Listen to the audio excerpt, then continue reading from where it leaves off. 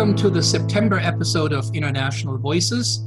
I'm your host and moderator, Udo Fluck, and I have the honor to oversee the Office of Global and Cultural Affairs in Arts Missoula. International Voices podcasts offer a unique insight into the diverse services the Office of Global and Cultural Affairs provides.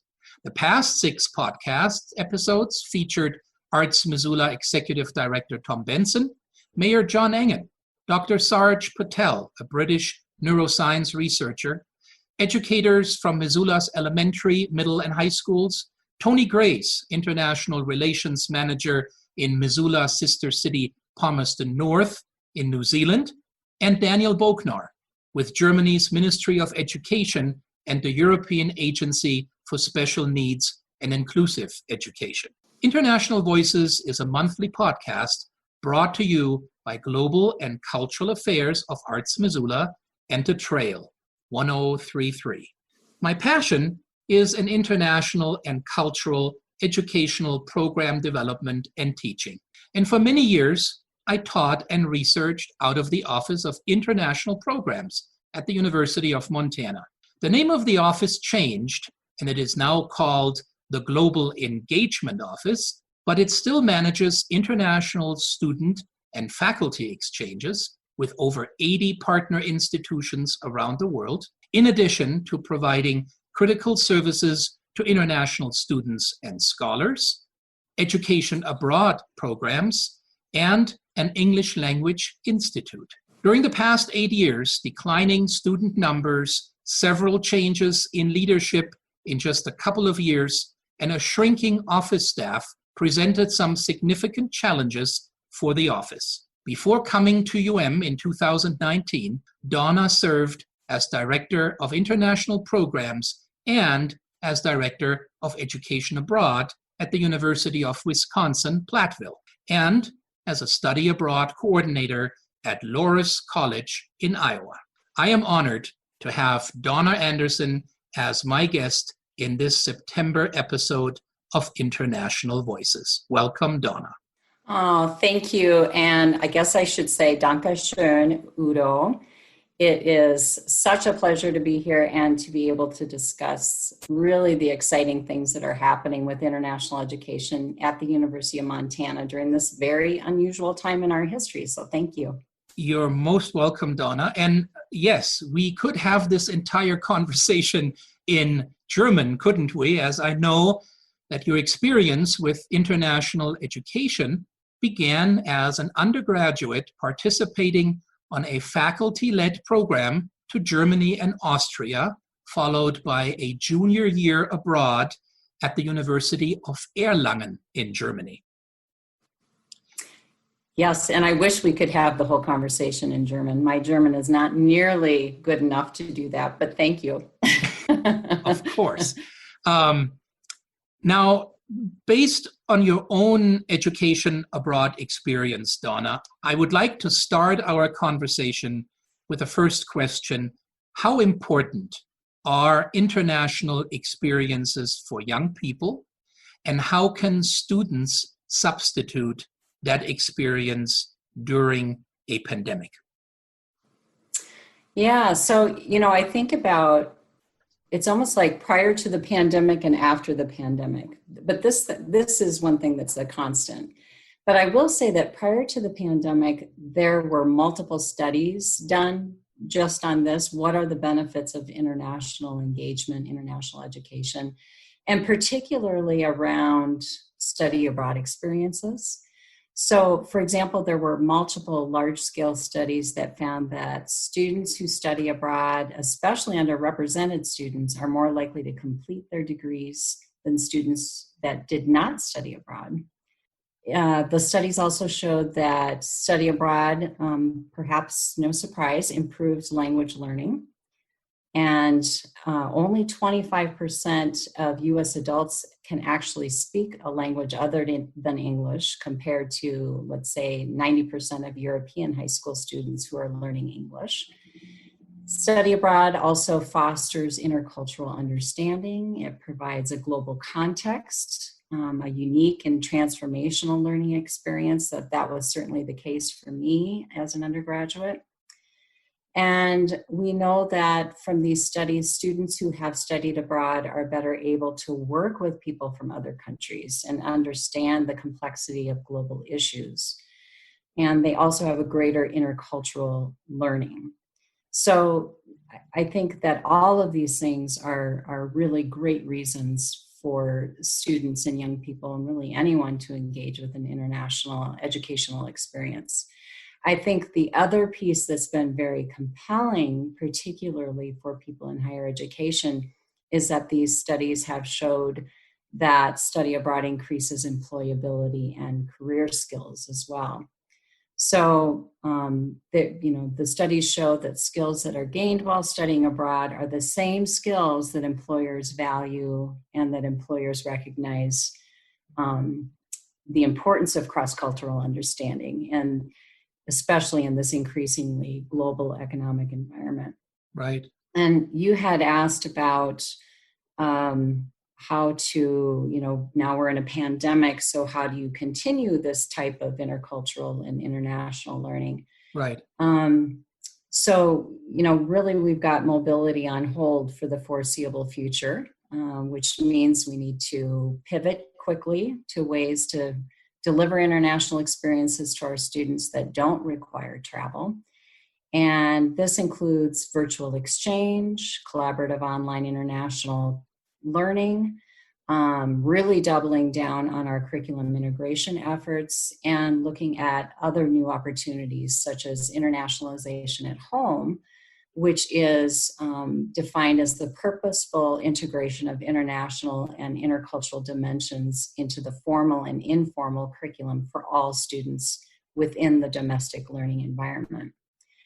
So I think when we view these methods of delivering international experiences not necessarily as a substitute for mobility, but as an enhancement to the ways we have typically engaged with international education through mobility, I think we could actually come through this pandemic on the other side in a better space, right?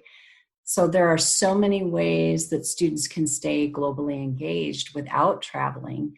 And this is what we are focusing on at this time at the University of Montana.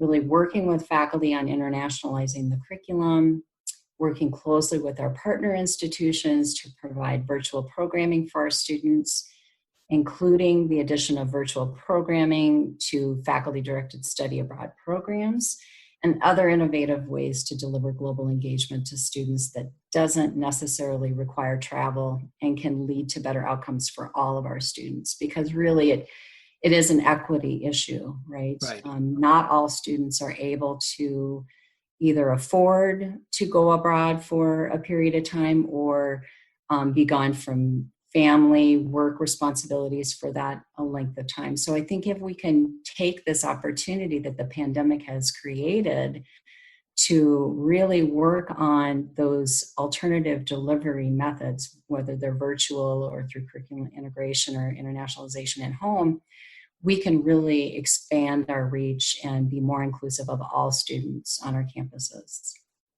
I appreciate that you're talking about that, Donna, and I have some specific questions here in a little while about this internationalization of the campus and this curriculum integration.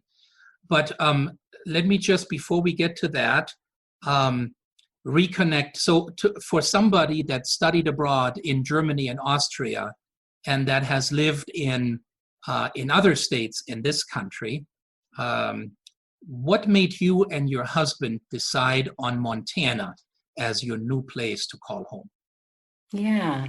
So my husband, Rick, and I both grew up in Minnesota, and we met as undergraduates in Iowa at one of the Iowa private colleges, and then lived and worked in the upper Midwest for almost 30 years. So we're definitely from the upper Midwest.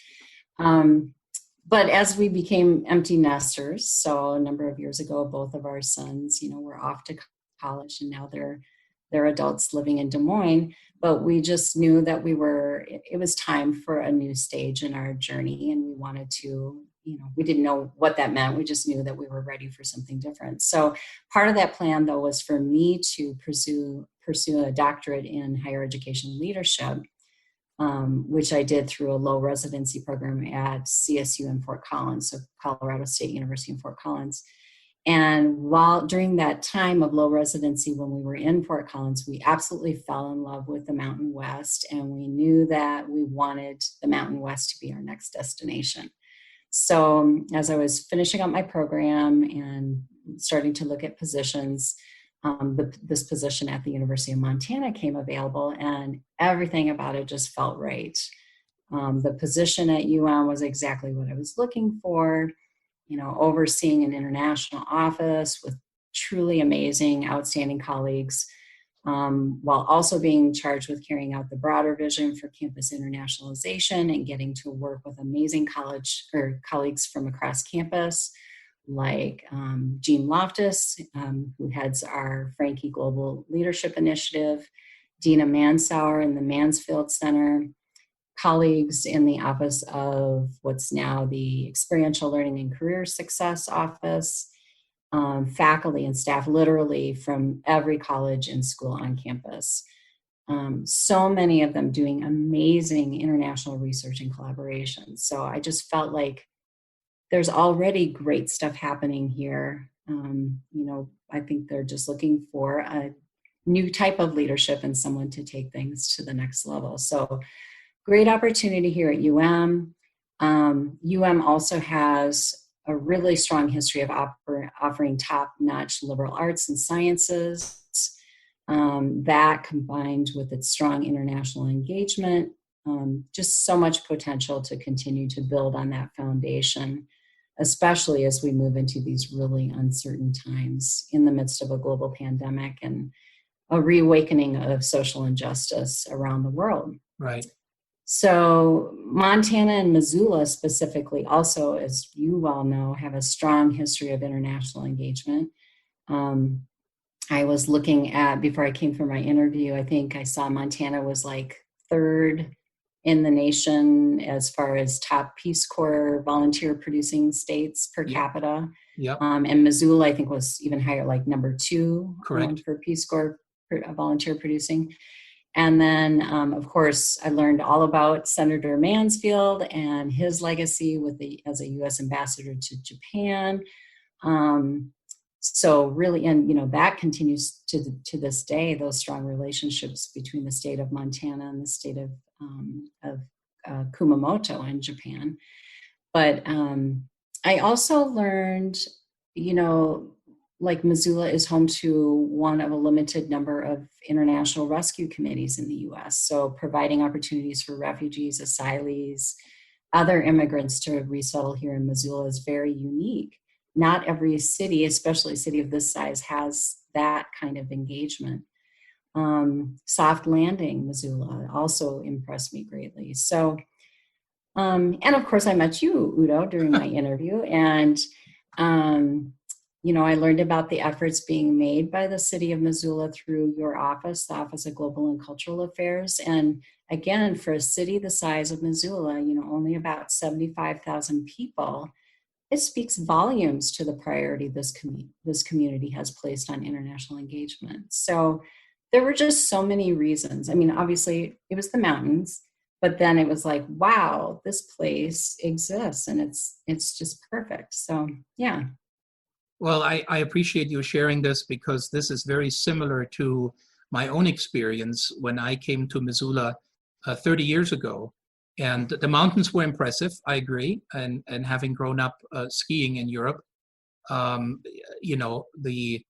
having ski slopes just around the corner, the closeness of all of that was a big part of, I think, me coming here to study at the University of Montana versus, California or some other place that doesn't have mountains.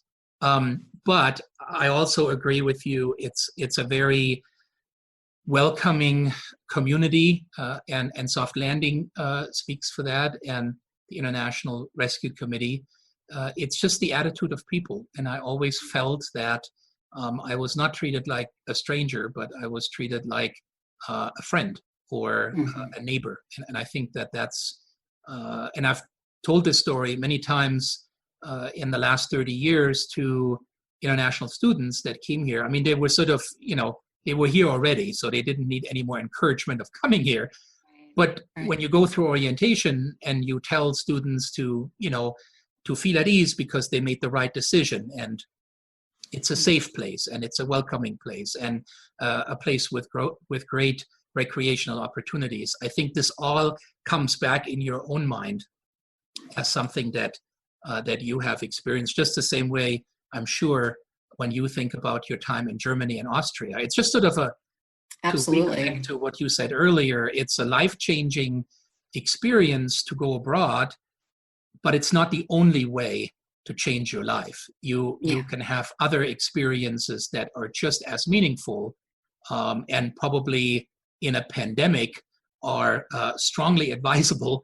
And then, probably travel will be an opportunity again next year or the following year. But for the time being, I think it's sort of valuing what you have on location, like you said, a university that has top-notch faculty and outstanding programs and incredible student services on campus, I think makes this place really what it is, right? Now, in my introduction, I mentioned that the international activities on campus had some ups and downs, obviously, through the years and declining enrollment in most institutions of higher education. Now, this is enough, I think, for a person that starts a position new to deal with and to be creative and to be an out-of-the-box thinker. When you throw a pandemic on top of it, you really had to be creative and innovative and pivot and reconfigure and to some degree reinvent the office that you're leading. What are some of the new directions you're planning to lead your team in, and what are some opportunities you plan to explore? Mm-hmm. Yeah, I think about where we were only 8 months ago in the field of international education, just rewind the clock pre-pandemic. Right.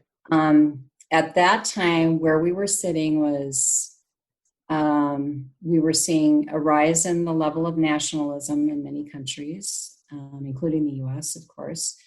We were seeing tightened immigration policies, stronger governmental oversight, like of research projects, particularly with China. And also this increasing competition for international students among other countries, such as Australia and Canada and the UK. And when the global pandemic began in March, it brought, in addition to all these serious travel challenges and economic difficulties.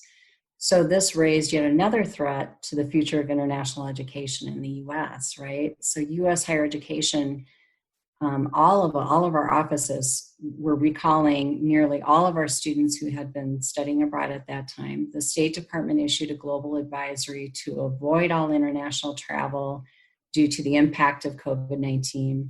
And in essence, student and scholar mobility really came to a halt. And now we find ourselves in this time of low to no mobility, as you said. So what do we do? But then you add on top of that, in May, we saw another pandemic reemerge here, not only in the US, but globally, and that of racial injustice, social systemic racism. And with this reemergence, many of those inadequacies and inequalities that exist in higher education became more explicit in the wake of COVID-19. And we've been forced to think about the role higher education has played in perpetuating that systemic racism here in the US.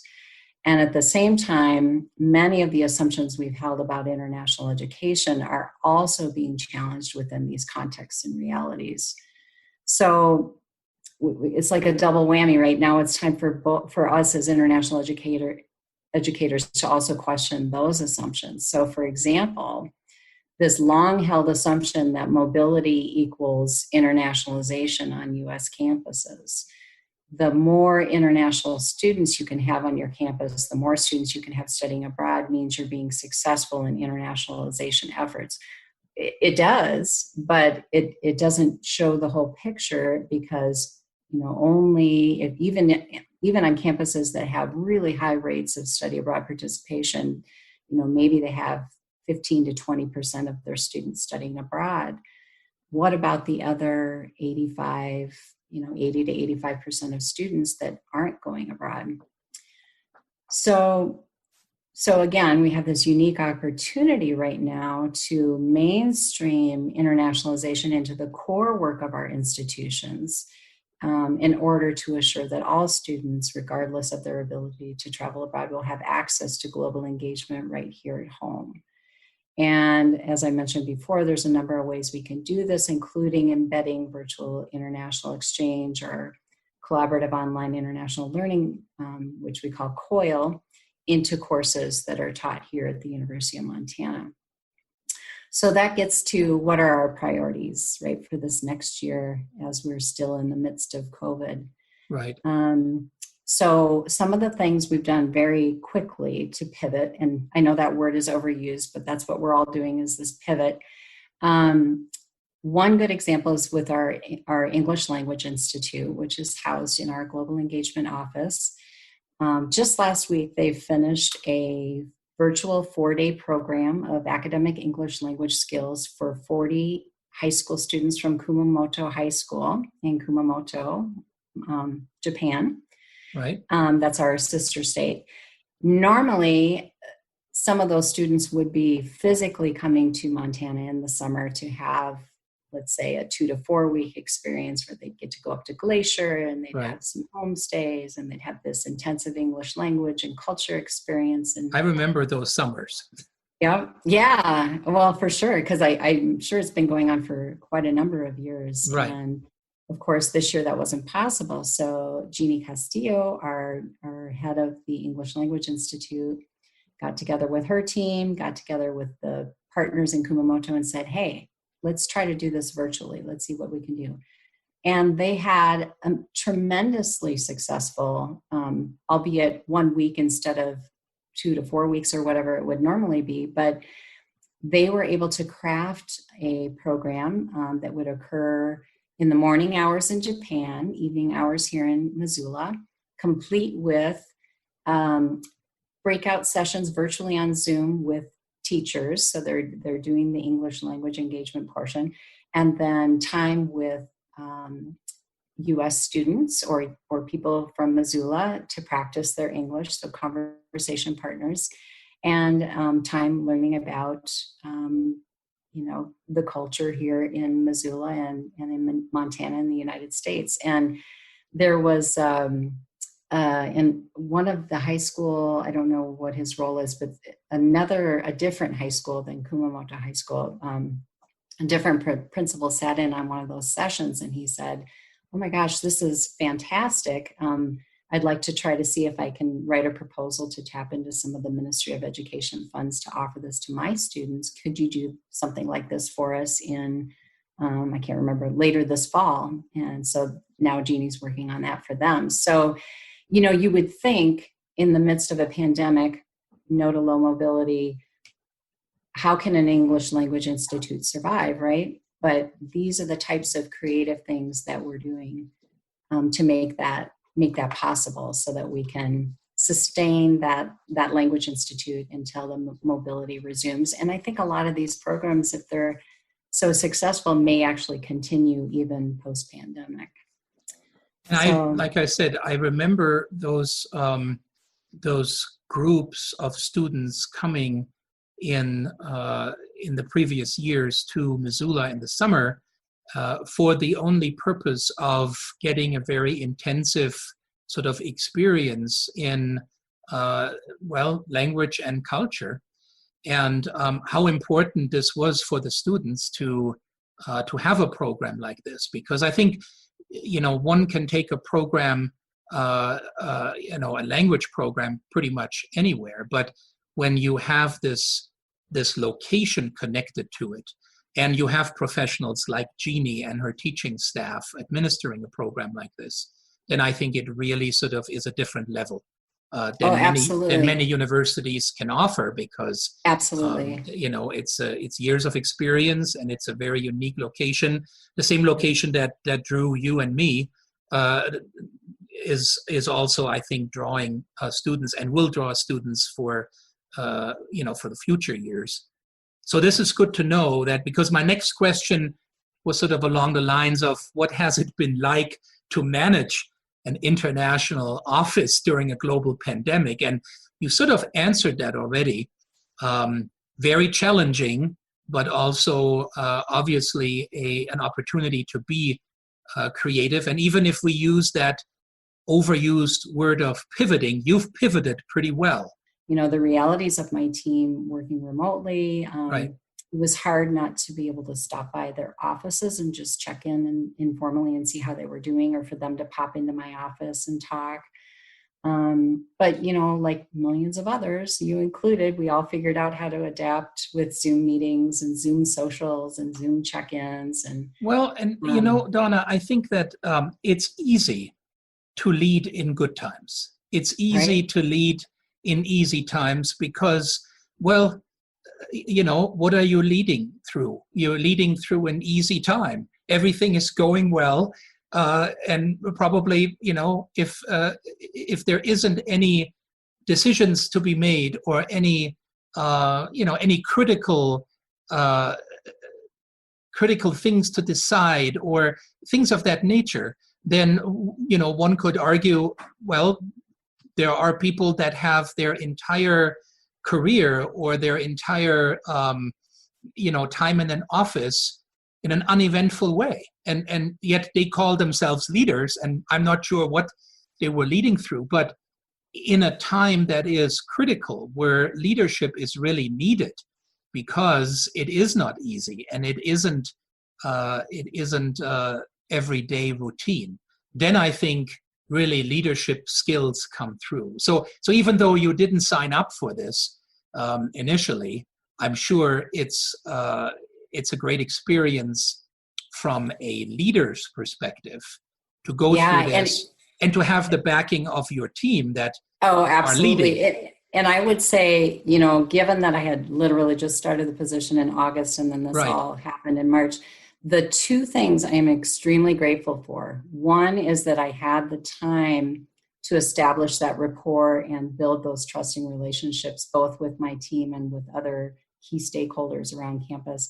Right. And two, that I had this amazing team of competent, capable professionals who were able to weather this storm. I think without those two ingredients, this would have been a very difficult time.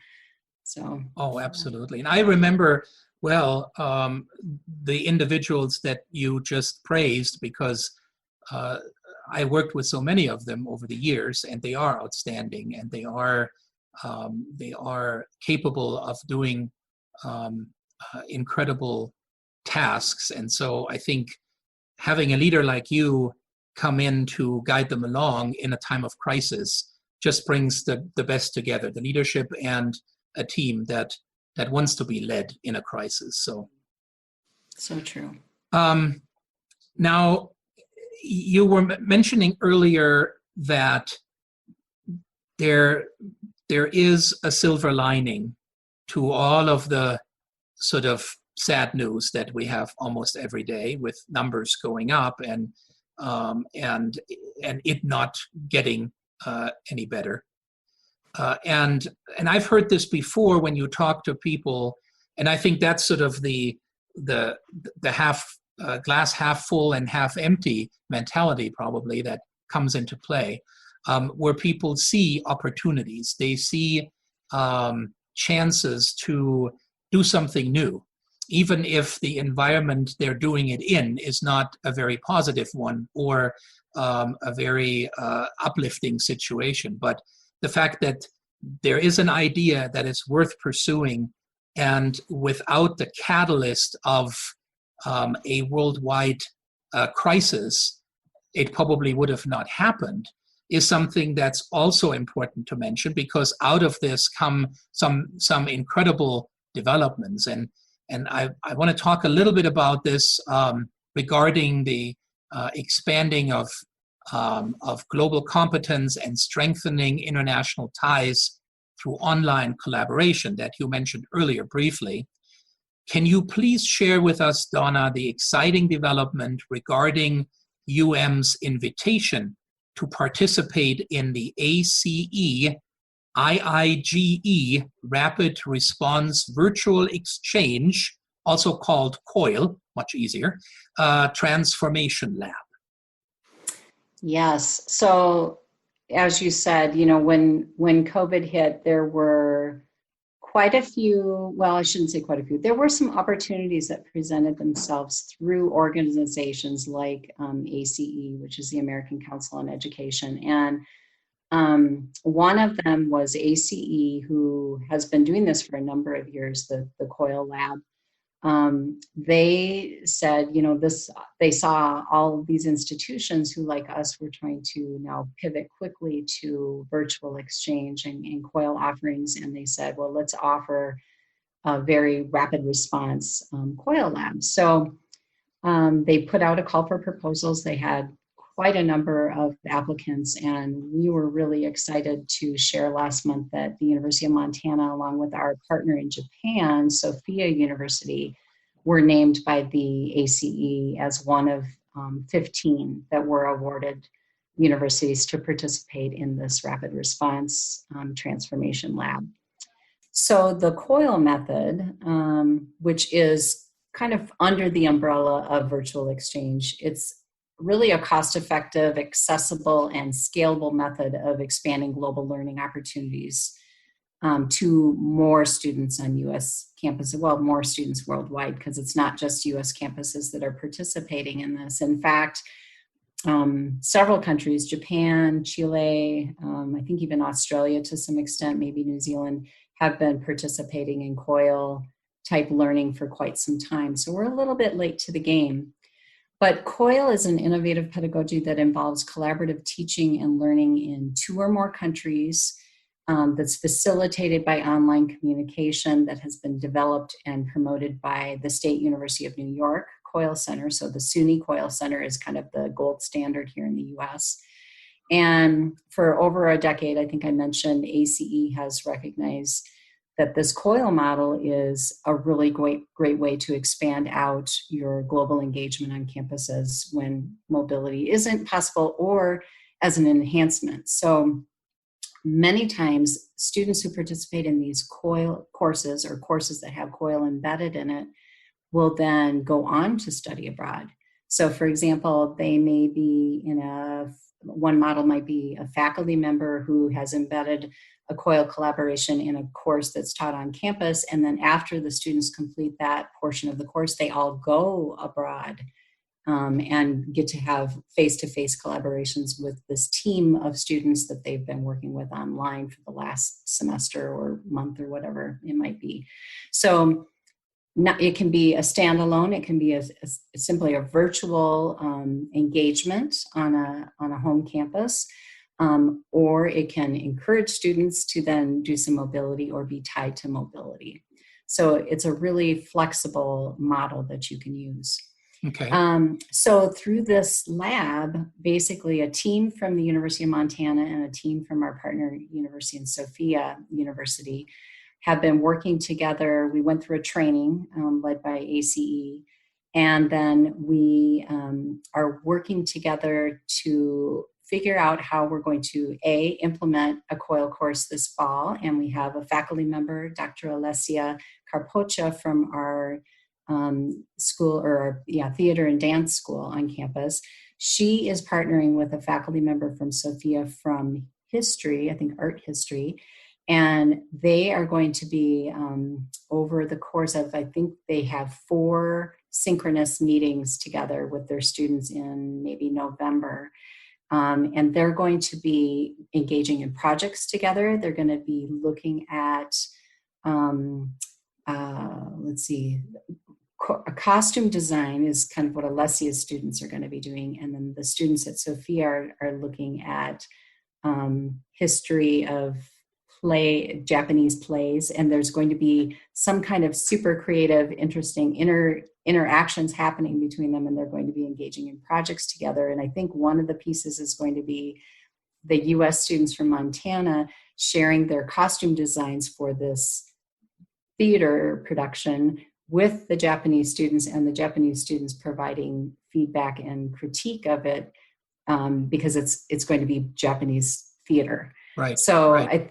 This kind of, and then the setup to it. So there's a whole piece that needs to happen before the project engagement occurs between the students, where they meet each other, get to know the other's culture. It will all be conducted in English, but having an understanding of, those cultural differences and the intercultural styles. So how, we're always about, let's get right to it, get down to business. And on the Japanese side, it might be more about, the importance of the formality of introductions and everyone getting to introduce themselves. And so I think it'll be just a really interesting engagement between these two groups of students. And then the rest of the team, so there are instructional designers from both campuses, and Jeannie Castillo from our English Language Institute is actually serving as the instructional designer because she has that background as well. She's very talented. She'll be collaborating with her counterpart, also doing instructional design from Japan. Our meeting last night, they were talking about what learning management system they're going to use and how they're going to use social media to enhance. And then Maria Umkori Chowdhury from the Global Engagement Office and her counterpart from Sophia are talking through, Sophia's been doing this for a couple of years now with some Ministry of Education funding. So how have they gotten their faculty engaged, and how have they been able to scale it up, and how will it be sustained after that funding ends? And so just talking about strategy on how to implement this and grow this here at the University of Montana. So it's really exciting. And we did a poll way back in April, I think April or May, to the University of Montana faculty to see how many of them might be interested in learning more about virtual international exchange, or even engaging in it, or if they have already engaged in it and plan to continue. So we've already got a pool of faculty who are, interested in doing this, that will probably become some of our core faculty for scaling this up on campus. That's perfect. And I so appreciate you connecting me with Professor Alessia Capoccia. And I'm very happy to invite her to join us at this point. So my name is Alessia Carpoca. I teach in the School of Theater and Dance at the University of Montana, head of the Design and Technology program here in the School of Theater and Dance. So what I do is the technical side of theater, more specifically scenic design and costume design and scenic painting. So in general, this is the backstage work for a theater production. So I teach classes at every level, both freshmen, sophomore, and junior, seniors, and graduate classes. And my passion in theater comes from a background in the visual arts, art history, and drawing and painting. And then in undergraduate, I started doing a lot more work in scenic design and costume design. And then eventually I got a master's degree at Northwestern University on scenic design and costume design. So right now, this is what I teach at the University of Montana, and this opportunity to participate in the ACE COIL training and project came through the international office.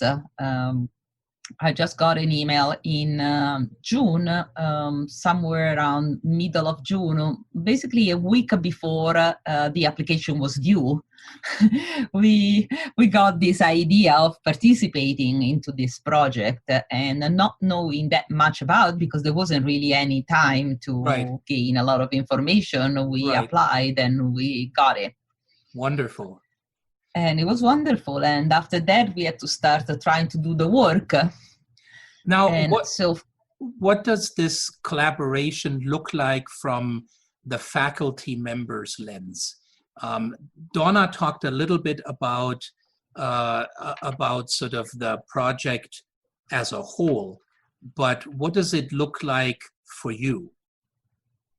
Well, I have a really strong interest in international studies, international collaboration, just because I've been an international student myself and have a passion for traveling, languages in general. I thought about participating in this project because I thought it would be a great opportunity for my students. It would give them the chance to travel in a way, even though they will not leave Montana, and to get to work collaboratively with other students in another place. As a faculty member, this is a little tricky, but also very exciting because I'm trying to develop a syllabus and a series of projects with a person teaching in a completely different system. Right. And with two classes that don't really share anything, basically. Right. My class is a custom design class with mostly sophomores, a class that deals with psychology of cost before the customs get built. So it has a strong practical component. While the class I'm pairing up with is a more traditionally academic class with a cultural component. And the professor I'm pairing with, Professor Murai, this class is a 300 level, and it's a very large class. I think they are going to have between 20 and 30 students, while my class has 6 students. Oh, wow. Okay. So it's a huge difference in terms of numbers. Right. It's also a huge difference in terms of the style of the classroom delivery. Right. And in addition to that, we have the regular problems with cross-cultural communications. Sure. The advantage is the classes at Sophia University, where Professor Murai teaches, they are all in English. So while Sophia University is in Tokyo, in Japan, the classes are taught in English. Wow. So we are very lucky in that respect. Sure. And I think the students are from various different backgrounds and culture. They are not all Japanese students, right? From my understanding, but I will not know because the class actually start in the end of September. Our semesters are also not aligned. Ah, okay. Wow. That's complex. I mean, I love the international component, obviously. The fact that you are connecting from here, from Montana, from the University of Montana, that you yourself are from Italy, and you have been grown up and raised in Italy, so you have a Italian European perspective that goes into the class, and then the students could be from many different places, and the collaborating faculty member is in Japan. I mean, that in itself is an incredible international connection. It's a new word. In a way, last year I would have never thought about something like this being a possibility. Right. But I think this year it's such a strong possibility because we are already teaching some classes on Zoom. Right. So we are already teaching virtually. Now it's just adding the component of collaborating with another school virtually. Right, right. Now, thanks for sharing what this collaboration looks like from a faculty member's perspective. How can the COIL Transformation Lab directly benefit students? I think it will directly benefit almost any student that will take the class. There has been a strong interest from students at the University of Montana and even my own students in the school into participating in study abroad programs, but this interest has not necessarily materialized in a lot of students studying abroad, ultimately. Sometimes it's for reason of financial support. Sometimes it's because they want to try to finish the degree in 4 years. Right. Sometimes it's the language part, it's scary, or the living in another country. There are a lot of reasons why not that many students end up participating in a study abroad. I think by doing a virtual exchange, my students will already start gaining an understanding of what it could possibly feel like to be in another country, what it will mean to collaborate with a student that it's not from their own culture and doesn't speak English as a first language necessarily. Right. I almost think that this could be a fantastic springboard for every student wanting to go abroad, and this could be a first little step. And then you could move on. Okay, I really like this. I would like to do more. Right. And what a great opportunity to get connected internationally for a student, to then sort of find out if that's really what you want to do or not. I mean, I'm thinking... In addition, I have a... Yeah. Go ahead. My secondary reason is in my specific field, international collaboration happens all the time. Right. It's not unusual to be in a production meeting for a play happening anywhere in the US where 1 or 2 or 3 designers are actually foreigners. Right. And it's very common because the work is the same wherever you go. So I got trained partially in Italy, then I also got trained in Canada, then I moved to the US. It's the same. Sure. The difference are minimal. So Right. This is something that professionally will happen a lot to my students, to be in meetings with people from different culture. Right. Unless they end up staying in maybe smaller cities, different environments. So I think, that would be a nice way to practice collaboration. Oh, absolutely, on many levels. And certainly through the COIL Transformation Lab, the student will get sort of a taste of what it might be like in the future if they're working on a production, to work with people that speak a different language or that come from a different cultural background. That's amazing. I'm just listening to you. I can see sort of the many different levels within this project that are very unique and probably,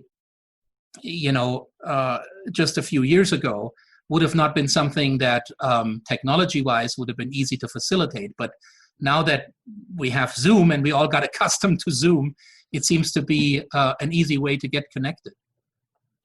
Exactly. I will never forget my first professional opera. I was in the Czech Republic in a city called Ústí nad Labem.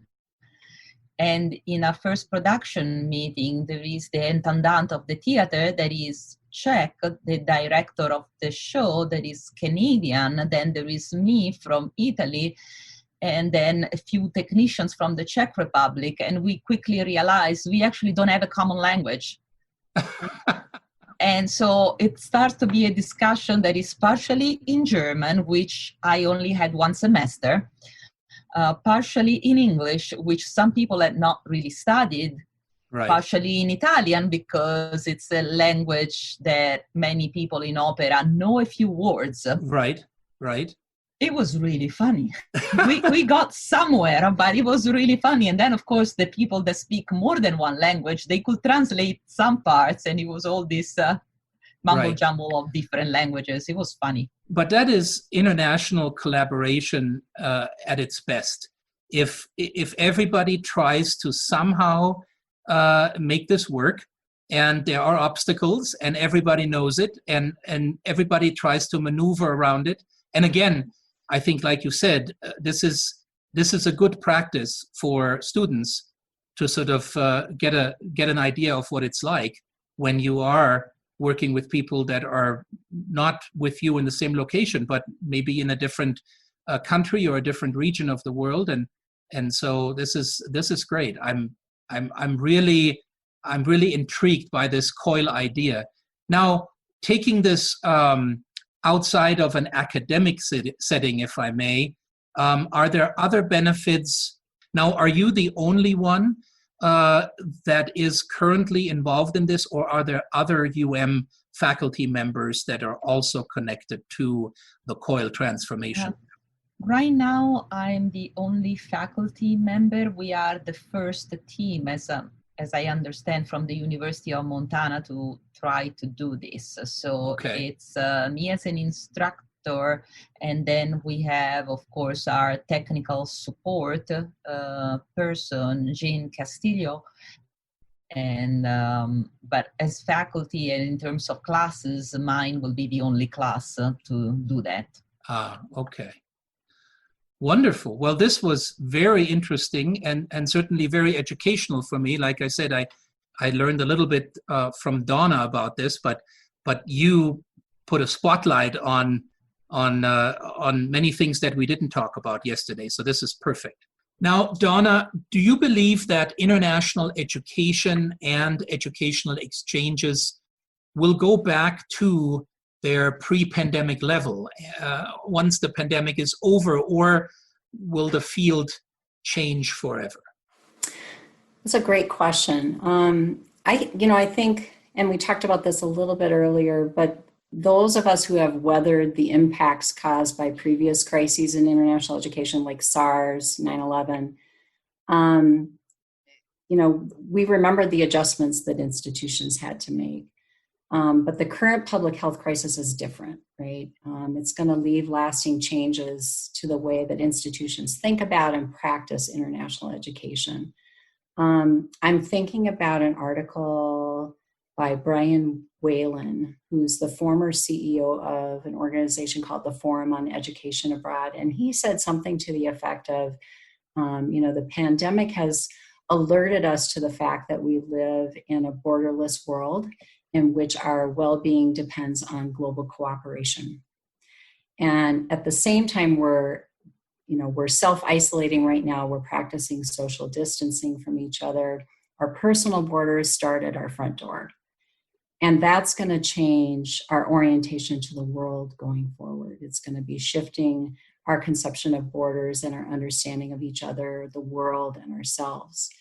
I personally believe that institutions are very likely to be wary of restarting education abroad in the way that it has been practiced up until now.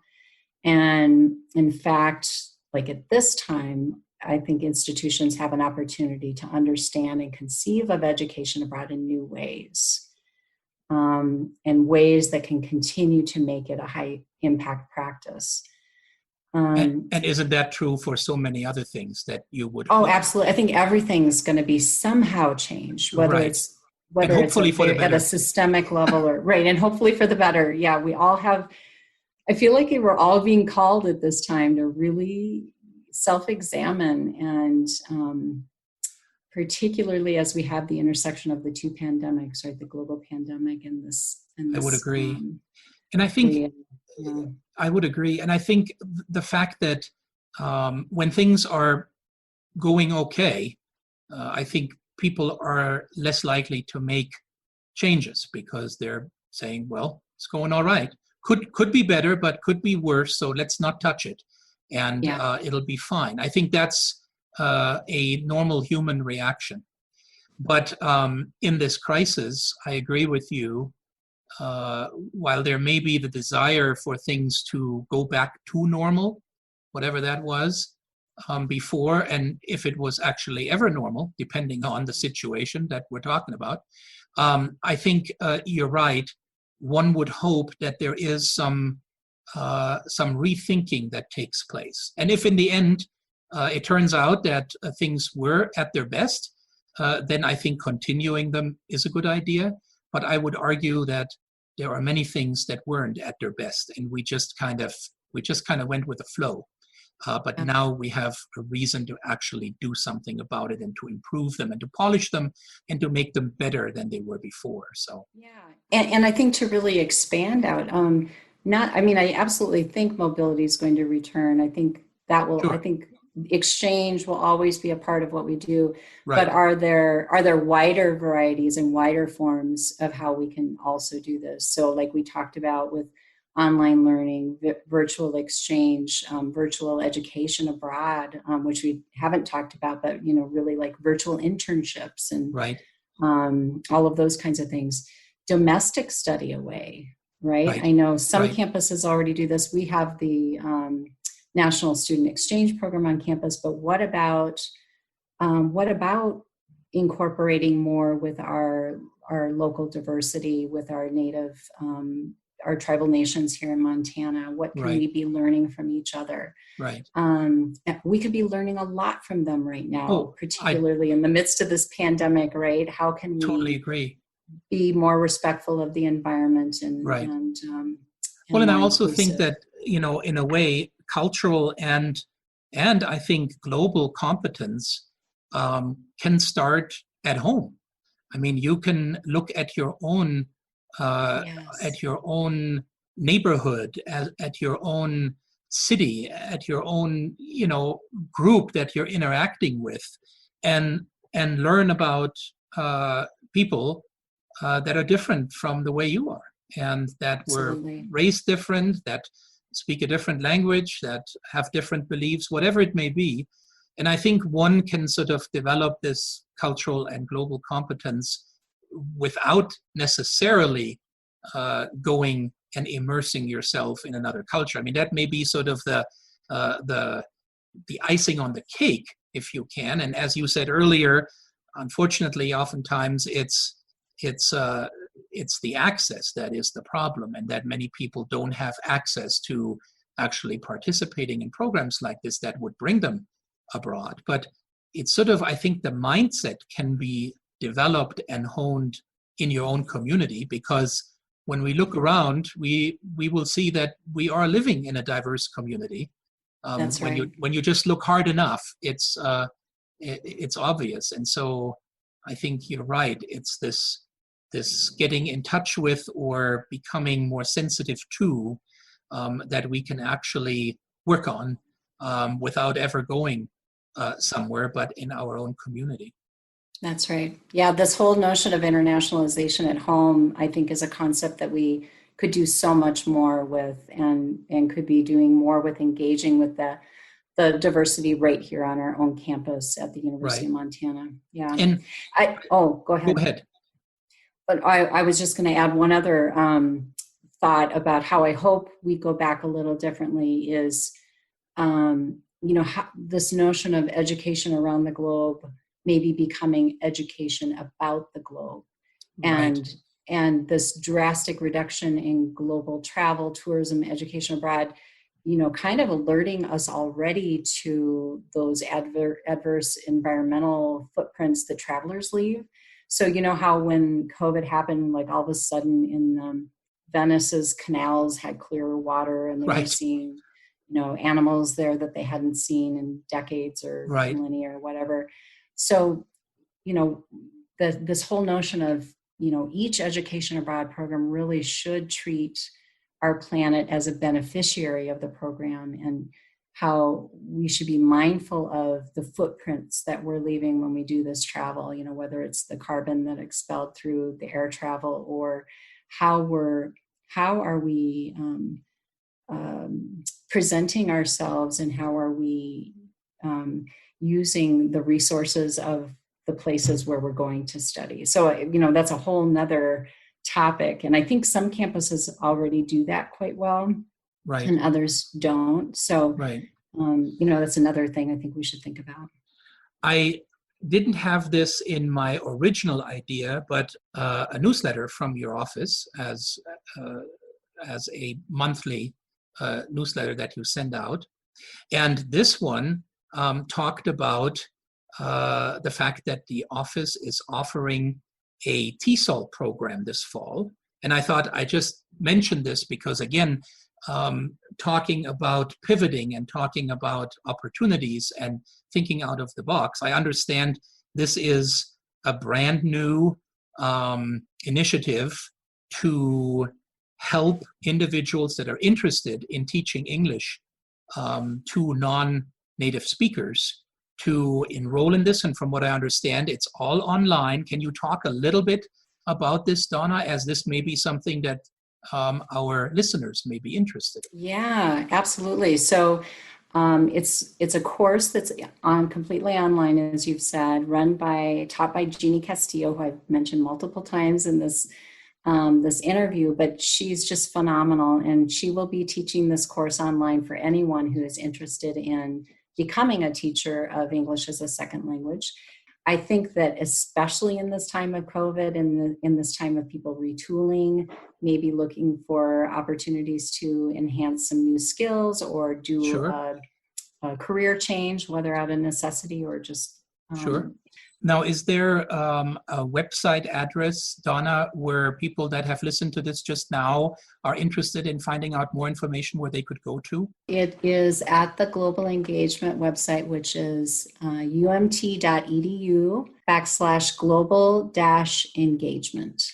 Wonderful. Yeah, so 2 other virtual programs that we've pivoted to for this fall are both actually collaborations between the Mansfield Center and GEO's English Language Institute. The first one is a grant that the Mansfield Center acquired from the Stevens Initiative COVID-19 fund. So they created this fund to support institutions transitioning international exchange programs from in-person to virtual in response to the global crisis. And what the Mansfield Center will be doing is they'll be connecting students from Montana and Egypt to highlight the importance of citizen diplomacy this year. So that'll be happening this fall. And this exchange, which will be virtual, is designed to enhance global competencies and communities' internationalization. We'll have participants working on leadership skill development, and it'll be a shared fall 2020 course on public diplomacy that Dina Mansauer from the Mansfield Center will be teaching, along with faculty from our English Language Institute providing English language and culture support. Wow. Yeah, it's going to be super exciting. So that's one. The second one that I wanted to highlight, and actually some of your listeners probably know that every year the Mansfield Center brings dozens of international participants to Missoula for educational and cultural exchange programs. And a lot of them stay in the homes of Missoula residents. Right. Of course, this year, due to the pandemic, student participants from our partner Tohoku University in Japan aren't going to be able to travel to Missoula. So the Mansfield Center shifted to a virtual program, and it's going to be complete with virtual host families, and they'll be providing a unique Montana experience and integrating those students into American family life and culture virtually. And the English Language Institute will also be providing lessons on language and culture through faculty from the ELI. So those are, I think, some really exciting and quick pivots that we've done here at UM literally in the last couple months. Certainly impressive as far as, having not stopped doing international programming and activities, as so many people would think, but having shifted and continuing to offer opportunities for students to get an experience about other places, about other languages in a virtual world. So that's very nice. Yeah. Absolutely. So yeah, we're excited because it keeps those partnerships alive, right? Even in this time of no mobility. Right. And it, in some cases, like we saw with the Kumamoto High School partnership, expanded out that opportunity to students that otherwise wouldn't have been able to come in person. So perfect. It's exciting. Now, last but not least, Donna, I wanted to go back. We've sort of focused on international programming, on internationalization of the campus. We talked about specifically the Office of Global Engagement. I'd like to take a step back for my final question and ask you what you believe are UM's greatest strength as an institution of higher education. Yeah, well, where to begin? I mean, honestly, I think And again, I'm a little partial perhaps because I work there, but I really truly believe University of Montana has so many strengths. I think sometimes we don't toot our horn enough, and I know we're working on tooting our horn more and better and in the right places. But let me, there's so many ways I could kind of attack that question, but let me share some of the strategic advantages I believe the University of Montana has as it pertains to attracting international students and scholars, okay? Please do. I think this is a really important piece too, because this is another one of our priorities this year, is to continue to work toward finding opportunities to bring more diverse international students to our campus. So when you look at our current international student population, the majority of our international undergraduate students right now are spread across the humanities and sciences programs, as well as our business programs. Humanities and sciences, I think we have the larger number of students in programs like psychology, biology, biomedical sciences, biochemistry, some of those areas. Communication studies also draws some international students. And our business programs, international students are pretty spread, fairly even out among all of the majors, with slight majority in management and entrepreneurship. Right. So international students, so what I think the university wants to highlight here is our environmental studies as an area for growth, given our strong reputation in related areas. So University of Montana has very high national and international rankings in a number of key areas like wildlife biology. I think we're the #1 wildlife biology program right now in North America. #5 in ecology research in the United States. We have strong research activity and course offerings in resource and ecological conservation, parks, recreation, tourism management, and climate change studies.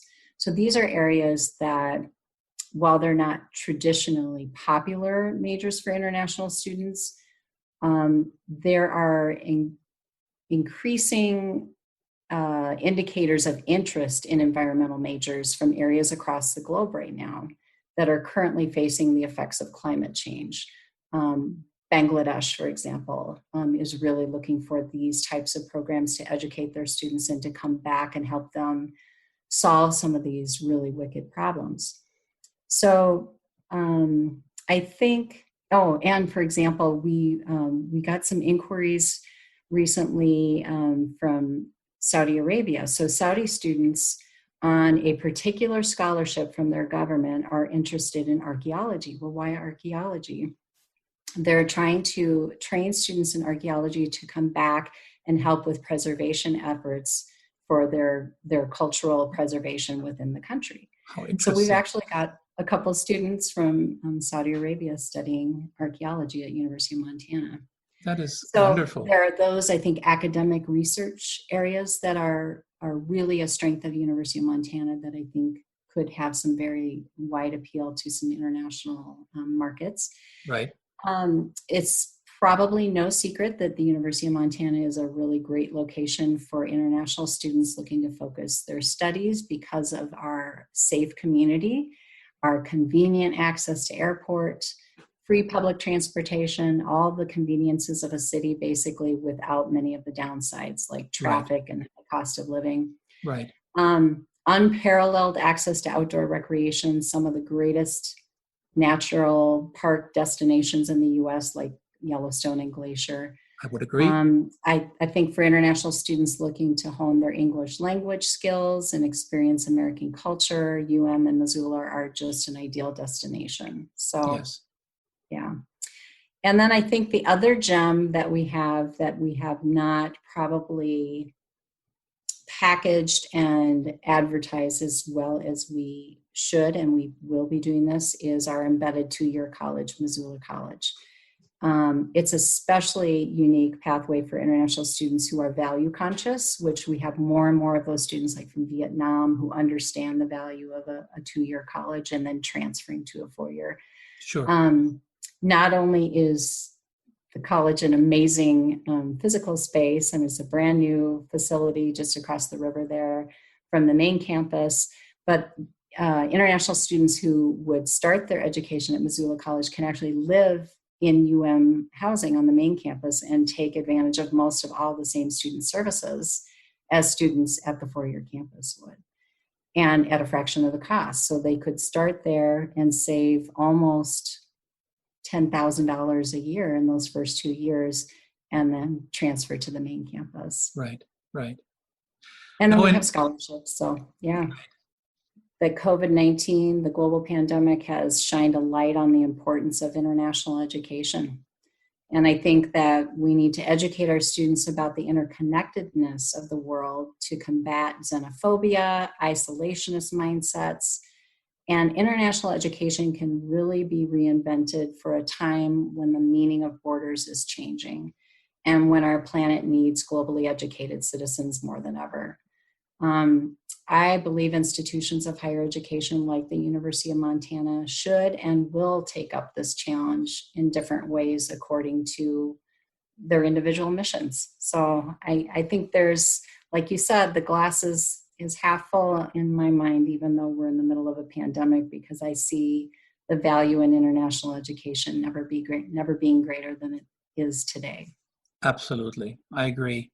Donna Anderson, thank you so much for being my guest of International Voices, the September episode. I really appreciate you taking the time and being with me on this virtual Zoom interview.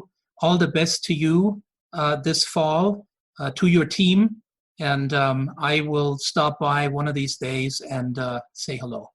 Oh, thank you, Udo. It has been my pleasure and honor, and you are welcome to stop by anytime. We're actually in the office, so come on by with your face mask. I will, of course. Thank you, Donna. Take care. Thank you. Bye-bye. My international voices for this September podcast episode were Donna Anderson, the University of Montana's Senior International Officer and Executive Director of the Global Engagement Office, and Alessia Capoccia, Professor of Scenery and Costume Design for the Department of Drama Dance at the University of Montana, in their involvement in the Rapid Response Virtual Exchange COIL Transformation Lab, among other international programming and service topics. Thank you, ladies, for being my guests. Thank you for listening. Those of you who are regularly tuning in to International Voices know, being of German descent, I usually end with a German farewell. Dankeschön fürs Zuhören. International Voices is brought to you by Global and Cultural Affairs of Arts Missoula and The Trail, 1033. This and previous International Voices podcasts can be found at artsmissoula.org and The Trail, 1033.com. If your interests are in global and intercultural education, programming, cultural and global competence, and international affairs, we hope you join us again next month for another episode of International Voices.